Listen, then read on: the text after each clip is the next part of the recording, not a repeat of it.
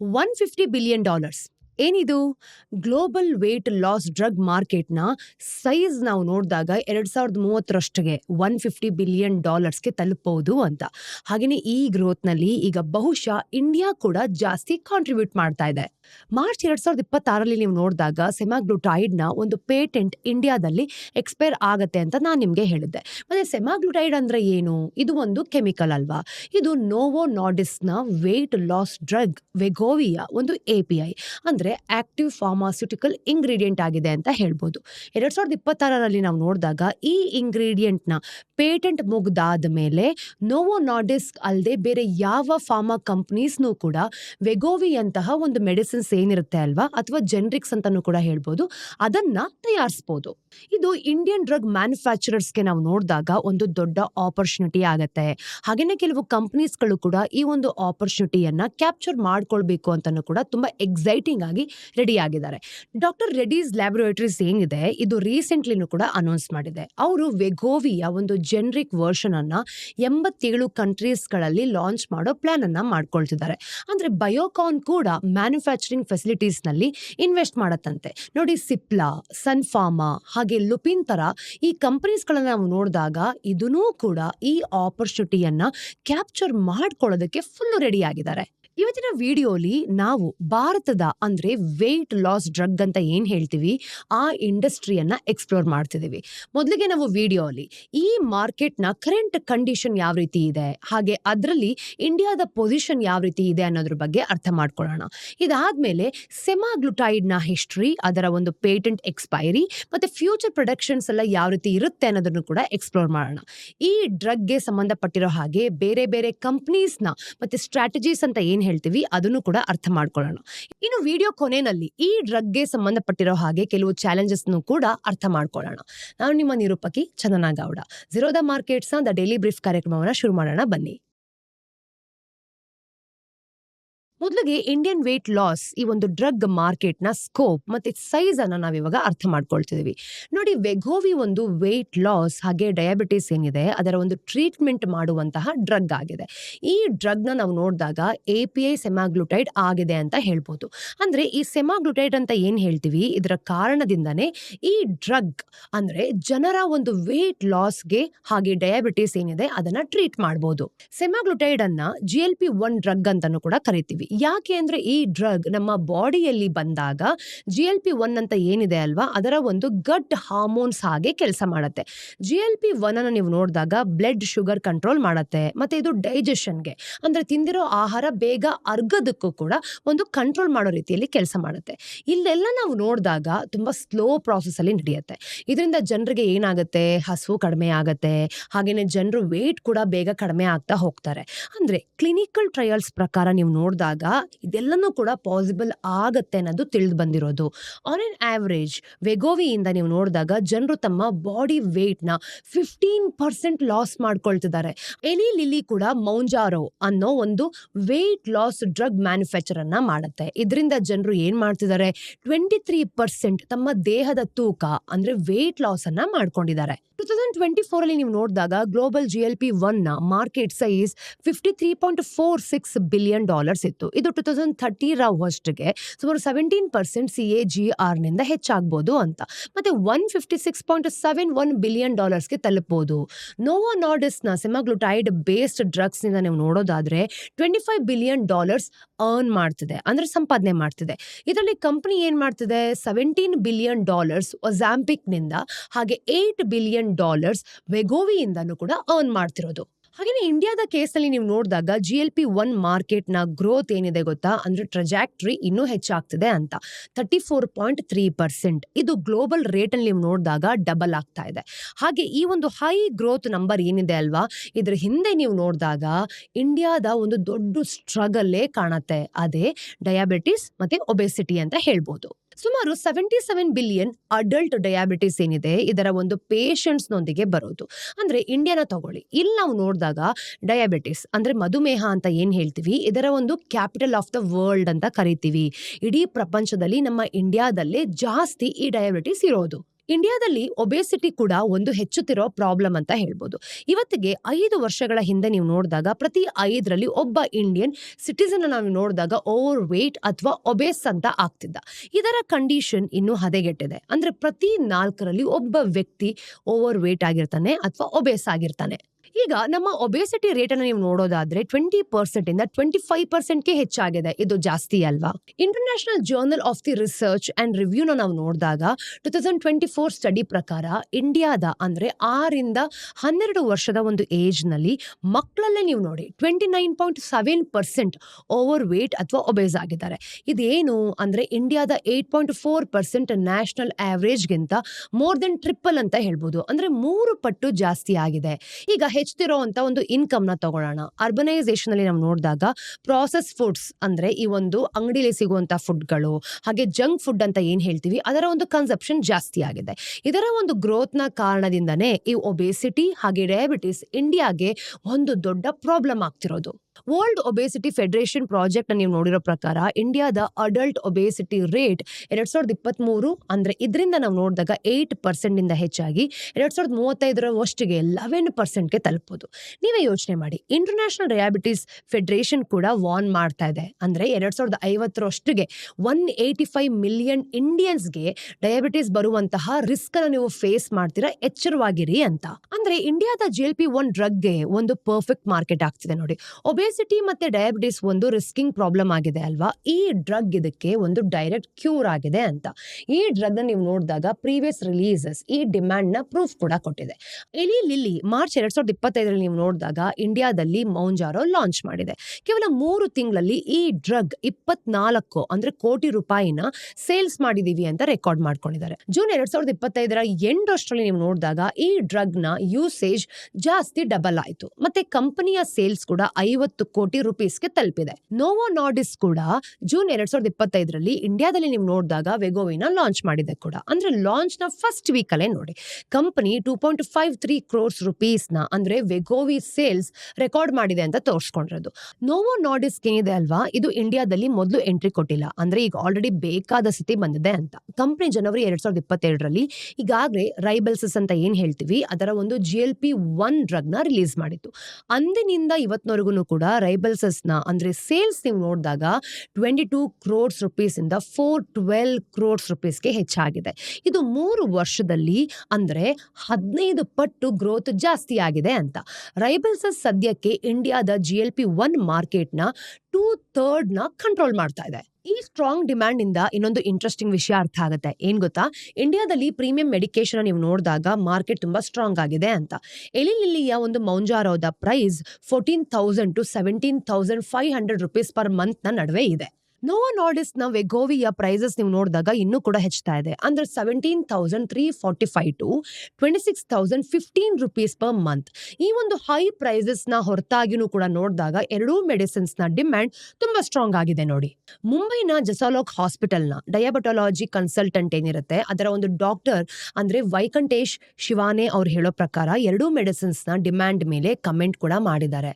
ಅವ್ರು ಹೇಳ್ತಿರೋದಿಷ್ಟೇ, diabetes patients ಏನಿದ್ದಾರೆ ಅಂದ್ರೆ ವೆಗೋವಿ ಪ್ರಿಫರ್ ಮಾಡ್ತಾರೆ, ಮತ್ತೆ ಒಬೆಸಿಟಿ ಪೇಷಂಟ್ಸ್ ಏನಿದ್ದಾರೆ ಅವರು ಮೌಂಜಾರೋನ ಪ್ರಿಫರ್ ಮಾಡ್ತಾರೆ ಅಂತ. ಈ ಒಂದು ಹೆಚ್ಚುತ್ತಿರೋ ಡಿಮ್ಯಾಂಡ್ ನ ಜೊತೆಗೆ ನೀವು ನೋಡಿದಾಗ ಮಾರ್ಚ್ 2026 ಸೆಮಾಗ್ಲುಟೈಡ್ ನ ಪೇಟೆಂಟ್ ಎಕ್ಸ್ಪೈರಿ ಆಗುವಂತ ಅಂದ್ರೆ ಇಂಡಿಯನ್ ಡ್ರಗ್ ಮ್ಯಾನುಫ್ಯಾಕ್ಚರ್ಸ್ಗೆ ಒಂದು ದೊಡ್ಡ ಆಪರ್ಚುನಿಟಿನ ಕ್ರಿಯೇಟ್ ಮಾಡುತ್ತೆ. ಹಾಗೇನೆ ಈ ಒಂದು ಪೇಟೆಂಟ್ ಕೇವಲ ಇಂಡಿಯಾದಲ್ಲಿ ಮಾತ್ರ ಅಲ್ಲ, ಕೆನಡಾ ಮತ್ತೆ ಬ್ರೆಜಿಲ್ ಅಂತಹ ದೇಶದಲ್ಲೂ ಕೂಡ ಎಕ್ಸ್ಪೈರಿ ಆಗ್ತಾ ಇದೆ. 2029ರಿಂದ 2033 ನಾವು ನೋಡಿದಾಗ US ಮತ್ತೆ ಯುರೋಪಿಯನ್ ಮಾರ್ಕೆಟ್ಸ್ ನಲ್ಲೂ ಕೂಡ ಪೇಟೆಂಟ್ಸ್ ಎಕ್ಸ್ಪೈರಿ ಆಗತ್ತೆ, ಅಂದ್ರೆ ರೈಟ್ಸ್ ಅಂತ ಹೇಳ್ತೀವಿ. ಇನ್ನು ಇಂಡಿಯನ್ ಕಂಪನೀಸ್ ನೀವು ನೋಡೋದಾದ್ರೆ ಈ ಒಂದು ಫಾರಿನ್ ಮಾರ್ಕೆಟ್ಸ್ ಅನ್ನು ಕೂಡ ಎಕ್ಸ್ಪ್ಲೋರ್ ಮಾಡಬಹುದು. ತಮ್ಮ ಒಂದು ಗ್ಲೋಬಲ್ ಮ್ಯಾನುಫ್ಯಾಕ್ಚರಿಂಗ್ ಎಕ್ಸ್ಪೀರಿಯನ್ಸ್ ಆಗಿರುತ್ತೆ, ಹಾಗೆ ಒಂದು ಆಪ್ಟಿಮೈಸ್ಡ್ ಸಪ್ಲೈ ಚೈನ್ಸ್ ಆಗಿರ್ಬೋದು, ಮತ್ತೆ ಕಾಸ್ಟ್ ಸ್ಟ್ರಕ್ಚರ್ ಅಂತ ಏನ್ ಹೇಳ್ತೀವಿ ಇದರ ಮೂಲಕ ಇಂಡಿಯನ್ ಕಂಪನೀಸ್ ಒಂದು ಬ್ರಾಂಡೆಡ್ ಪ್ರೈಸಸ್ ಅನ್ನ 80 to 90% ಅಂಡರ್ ಕಟ್ ಸಹ ಮಾಡಬಹುದು. ಆನಲಿಸ್ಟ್ಗಳಿಗೂ ಕೂಡ ಅನ್ಸುತ್ತೆ ಮಾರ್ಕೆಟ್ ನಲ್ಲಿ ಜನರಿಕ್ಸ್ ನ ಎಂಟ್ರಿಯಿಂದ ಪ್ರೈಸಸ್ ನೀವು ನೋಡಿದಾಗ 80% ವರೆಗೂ ಕೂಡ ಇಮಿಡಿಯೇಟ್ಲಿ ಬಿದೋಗತ್ತೆ ಅಂತ. ಅಂದ್ರೆ ನೆಕ್ಸ್ಟ್ 3-4 ವರ್ಷದಲ್ಲಿ ಪ್ರೈಸಸ್ 90% ವರೆಗೂ ಕೂಡ ಬೀಳ್ಬೋದು. ಅಂದ್ರೆ 17,000 to 20,000 ನಿಂದ ಪ್ರೈಸಸ್ ನ ನೀವು ನೋಡಿದಾಗ 3,000 to 5,000 ವರೆಗೆ ಬೀಳತ್ತೆ ಅಂತ. ಮತ್ತೆ ಕೆಲವು ವರ್ಷಗಳಲ್ಲಿ ನೀವು ನೋಡಿದಾಗ 2,000 rupees ವರೆಗೂ ಕೂಡ ಕಮ್ಮಿ ಆಗ್ಬೋದು. ನುವಾಮಾ ಇನ್ಸ್ಟಿಟ್ಯೂಷನಲ್ ಇಕ್ವಿಟೀಸ್ ಕರೆಂಟ್ ಪ್ರೈಸಿಂಗ್ ನೀವು ನೋಡೋದಾದ್ರೆ ಅಗ್ರೆಸಿವ್ ಅಂತಾನು ಕೂಡ ಹೇಳ್ತಿದ್ದಾರೆ. ನೋಡಿ, ಜನರಿಕ್ ಡ್ರಗ್ ಮೇಕರ್ಸ್ ನೀವು ನೋಡಿದಾಗ ತಮ್ಮ ಒಂದು ಜನರಿಕ್ ಪ್ರಾಡಕ್ಟ್ಸ್ ಏನಿರುತ್ತೆ ಅಲ್ವಾ, ಅದನ್ನ ತುಂಬಾ ಕಡಿಮೆ ಡಿಸ್ಕೌಂಟ್ಸ್ ನಲ್ಲಿ ಸೆಲ್ ಮಾಡ್ತಾರೆ ಅಂತ. ಇಂಟ್ರೆಸ್ಟಿಂಗ್ಲಿ ಈ ಪ್ರೈಸಸ್ ನಾವು ನೋಡೋದಾದ್ರೆ ಇದರ ಒಂದು ಕೆಳಗಡೆ ಬೀಳೋ ಹೊರತಾಗಿನೂ ಕೂಡ ಇಂಡಿಯನ್ ವೇಟ್ ಲಾಸ್ ಡ್ರಗ್ ನೀವು ನೋಡೋದಾದ್ರೆ ಮಾರ್ಕೆಟ್ ತುಂಬಾ ಬೆಳೀತಾ ಇದೆ ಅಂತ. ಅಂದ್ರೆ ಈ ಪ್ರೈಸ್ ಫಾಲ್ ಅಂತ ಏನ್ ಹೇಳ್ತೀವಿ ಗೊತ್ತಾ, ಇದ್ರ ಕಾರಣದಿಂದ ಈ ಡ್ರಗ್ ನ ಆಕ್ಸೆಸಿಬಿಲಿಟಿ ಹೆಚ್ಚಾಗತ್ತೆ. ಇದರಿಂದ ಅರ್ಥ ಆಗೋದೇನು, ಸೇಲ್ಸ್ ಇನ್ಕ್ರೀಸ್ ಆಗತ್ತೆ ಅಂತ. ಇಂಡಿಯಾದ ಒಂದು ವೇಟ್ ಲಾಸ್ ಡ್ರಗ್ ಮಾರ್ಕೆಟ್ ಸದ್ಯಕ್ಕೆ 700 ಕೋಟಿ ರೂಪೀಸ್ ನಲ್ಲಿದೆ. ಅಂದ್ರೆ 2030 ಇದು 8,000 to 10,000 crores rupees ಕೂಡ ತಲುಪಬಹುದು. ಹೀಗೆ ಬೆಳೀತಿರೋ ಮಾರ್ಕೆಟ್ ನಲ್ಲೂ ಕೂಡ ಇಂಡಿಯಾದ ಮೇಜರ್ ಡ್ರಗ್ ಮ್ಯಾನುಫ್ಯಾಕ್ಚರರ್ಸ್ ಏನ್ ಮಾಡ್ತಿದ್ದಾರೆ, ಪಾರ್ಟಿಸಿಪೇಟ್ ಮಾಡ್ತಿದ್ದಾರೆ. ಈಗ ಇಂಡಿಯಾದ ಒಂದು ಮೇಜರ್ ಡ್ರಗ್ ಮ್ಯಾನುಫ್ಯಾಕ್ಚರಿಂಗ್ ಕಂಪನೀಸ್ ಒಂದು ಸ್ಟ್ರಾಟಜೀಸ್ ಏನಿರುತ್ತೆ ಅದನ್ನ ಡಿಸ್ಕಸ್ ಮಾಡ್ತಿದೀವಿ. ಮೊದಲಿಗೆ ಡಾಕ್ಟರ್ ರೆಡ್ಡೀಸ್ ಈ ಕಂಪನಿಯ ಒಂದು ಸ್ಟ್ರಾಟಜಿ ಎಲ್ಲರಿಗಿಂತ ಅಗ್ರೆಸಿವ್ ಆಗಿದೆ ಅಂತ ಹೇಳ್ಬೋದು. ಕಂಪನಿಯ ಸಿಇಒ ಎರೆಜ್ ಇಸ್ರೇಲಿ ಅಂದ್ರೆ ಅನೌನ್ಸ್ ಮಾಡಿರೋ ಪ್ರಕಾರ ಕಂಪನಿ ಏನ್ ಮಾಡ್ತಿದೆ ಗೊತ್ತಾ, 87 ಕಂಟ್ರೀಸ್ಗಳಲ್ಲಿ ಜನರಿಕ್ ಸೆಮಾಗ್ಲುಟೈಡ್ ಲಾಂಚ್ ಮಾಡ್ತಾ ಇದೆ ಅಂತ. ಕಂಪನಿಗೆ ನೀವು ನೋಡಿದಾಗ ಸೆಮಾಗ್ಲುಟೈಡ್ ಏನಿದೆ ಇದರ ಒಂದು ಡೆವಲಪ್ಮೆಂಟ್ ನಲ್ಲಿ 10 ವರ್ಷಗಳಿಗಿಂತ ಹೆಚ್ಚು ಎಕ್ಸ್ಪೀರಿಯನ್ಸ್ ಕೂಡ ಇದೆ. ಇನ್ನು ಕಂಪನಿ ಏನ್ ಮಾಡ್ತಿದೆ ಅಂದ್ರೆ CFO MV ನರಸಿಂಹ ಹೇಳೋ ಪ್ರಕಾರ ಈ ಒಂದು high volume low cost market ಗೋಸ್ಕರನೇ ಎಂಡ್ ಟು ಎಂಡ್ ಕೆಪಾಬಿಲಿಟೀಸ್ ಗಳಿಗೂ ಕೂಡ ರೆಡಿ ಇದ್ದಾರೆ ಅಂತ. ಇನ್ನು ಈ ಕಂಪನಿ ನೆಕ್ಸ್ಟ್ 10 ವರ್ಷದಲ್ಲಿ 24 GLP-1 ಡ್ರಗ್ಸ್ ಕೂಡ ಲಾಂಚ್ ಮಾಡೋ ಪ್ಲಾನ್ ಅನ್ನ ಮಾಡ್ಕೊಂಡಿದೆ. ಅಂದ್ರೆ ಕಂಪನಿಯ ನೀವು ನೋಡಿದಾಗ ಸೆಮಾಗ್ಲುಟೈಡ್ಗೆ ಸಂಬಂಧಪಟ್ಟಿರೋ ಹಾಗೆ ಕೆಲವು ಲೀಗಲ್ ಚಾಲೆಂಜಸ್ ಕೂಡ ಫೇಸ್ ಮಾಡ್ತಿದೆ. ನೋವೋ ನಾರ್ಡಿಸ್ ನೀವು ನೋಡಿದಾಗ ಡಾಕ್ಟರ್ ರೆಡ್ಡೀಸ್ ಅನ್ನ ಮೇ 2025ರಲ್ಲಿ ಪೇಟೆಂಟ್ ಇನ್ಫ್ರಿಂಜ್ಮೆಂಟ್ ಅಂತ ಏನ್ ಹೇಳ್ತೀವಿ ಅದಕ್ಕೋಸ್ಕರ ಸ್ಯೂ ಮಾಡಿತ್ತು, ಅಂದ್ರೆ ಕೋರ್ಟ್ಗೆ ಕರ್ಕೊಂಡು ಹೋಗಿದ್ರು ಅಂತ. ಸದ್ಯಕ್ಕೆ ನೀವು ನೋಡಿದಾಗ ಡೆಲ್ಲಿ ಹೈಕೋರ್ಟ್ ಡಾಕ್ಟರ್ ರೆಡ್ಡೀಸ್ಗೆ ಡ್ರಗ್ ಮ್ಯಾನುಫ್ಯಾಕ್ಚರ್ ಮತ್ತೆ ಸೆಲ್ ಮಾಡೋದಕ್ಕೆ ಅವಕಾಶ ಕೊಡ್ತಾ ಇದೆ. ಆದ್ರೆ ಈ ರೂಲಿಂಗ್ ನಲ್ಲಿ ಯಾವುದೇ ಚೇಂಜ್ ಬಂತು ಅಂತ ಅನ್ಕೊಳ್ಳಿ, ಅಂದ್ರೆ ಬದಲಾವಣೆ ಬಂದ್ರೆ ಕಂಪನಿ ಕೆಲವು ಚಾಲೆಂಜಸ್ ಕೂಡ ಫೇಸ್ ಮಾಡಬಹುದು. ಎರಡನೇ ಕಂಪನಿ ಬಯೋಕಾನ್. ನೋಡಿ, GLP-1 ಮಾರ್ಕೆಟ್ ಅನ್ನ ಕ್ಯಾಪ್ಚರ್ ಮಾಡೋದಕ್ಕೆ ಜನರಿಕ್ ರಿಸರ್ಚ್ ಅಂಡ್ ಡೆವಲಪ್ಮೆಂಟ್ ನಲ್ಲಿ 250 crores rupees ಅನ್ನ ಇನ್ವೆಸ್ಟ್ ಮಾಡ್ತಿದೆ. ಈ ಇನ್ವೆಸ್ಟ್ಮೆಂಟ್ ನ ಸುಮಾರು 40% GLP-1 ಅಂದ್ರೆ ಇಂತಹ ಒಂದು ಪೆಪ್ಟೈಡ್ಸ್ ನಲ್ಲಿ ಇರತ್ತೆ ಅಂತ. ಇನ್ನು ಕಂಪನಿಯ ಒಂದು ಫೈನಾನ್ಷಿಯಲ್ ಇಯರ್ 27 ನೀವು ನೋಡಿದಾಗ GLP-1 ಇಂಜೆಕ್ಟಬಲ್ ನ ಪ್ಲಾಂಟ್ ಏನಿದೆ ಅದನ್ನ ಸ್ಟಾರ್ಟ್ ಮಾಡೋದಕ್ಕೂ ಬಯಸ್ತಿದೆ. ಅಂದ್ರೆ ಯುರೋಪ್ ನಲ್ಲಿ ನೀವು ನೋಡಿದಾಗ ಈಗಾಗಲೇ ಸೆಮಾಗ್ಲುಟೈಡ್ ನ ಆಲ್ಟರ್ನೇಟಿವ್ ಅಂದ್ರೆ ಒಂದು ಲಿರಾಗ್ಲುಟೈಡ್ ಅನ್ನ ಲಾಂಚ್ ಮಾಡ್ಕೊಂಡಿದೆ. ಹಾಗೇನೇ ಈ ಒಂದು ಫೈಲ್ಸ್ ನಲ್ಲಿ ನೀವು ನೋಡಿದಾಗ ಅಮೆರಿಕದಲ್ಲಿ FDA ಕೂಡ ರಿವ್ಯೂ ಮಾಡ್ತಾ ಇದೆ. ಅಂದ್ರೆ US ಮಾರ್ಕೆಟ್ಸ್ ನ ಮುಖಾಂತರ ಕಂಪನಿ ಏನ್ ಮಾಡತ್ತೆ, $700-800 million ನ ಅಂದ್ರೆ ಲಿಮಿಟೆಡ್ ಪ್ಲೇಯರ್ಸ್ ಅಂತ ಏನ್ ಹೇಳ್ತೀವಿ ಇವ್ರನ್ನ ಅಂದ್ರೆ ಮಾರ್ಕೆಟ್ ಕ್ಯಾಪ್ಚರ್ ಮಾಡೋದಕ್ಕೂ ಸಹ ಬಯಸ್ತಾ ಇದೆ. ಕಂಪನಿ ಈ ಒಂದು ಡೆವಲಪ್ಮೆಂಟ್ಸ್ ನ ಒಂದು ಕಾಸ್ಟ್ ನೀವು ನೋಡಿದಾಗ ಇಂಪ್ಯಾಕ್ಟ್ ಬಗ್ಗೆ ಸಖತ್ ಕ್ಲಿಯರ್ ಆಗಿದೆ.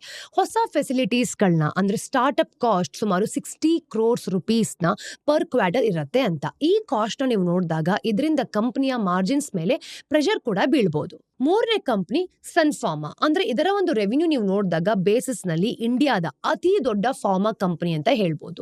ನೋಡಿ, ಸನ್ ಫಾರ್ಮಾ GLP-1 ಮಾರ್ಕೆಟ್ ನಲ್ಲಿ ಒಂದು ಯುನೀಕ್ ಅಪ್ರೋಚ್ ನ ತೆಗೆದುಕೊಳ್ಳುತ್ತೆ.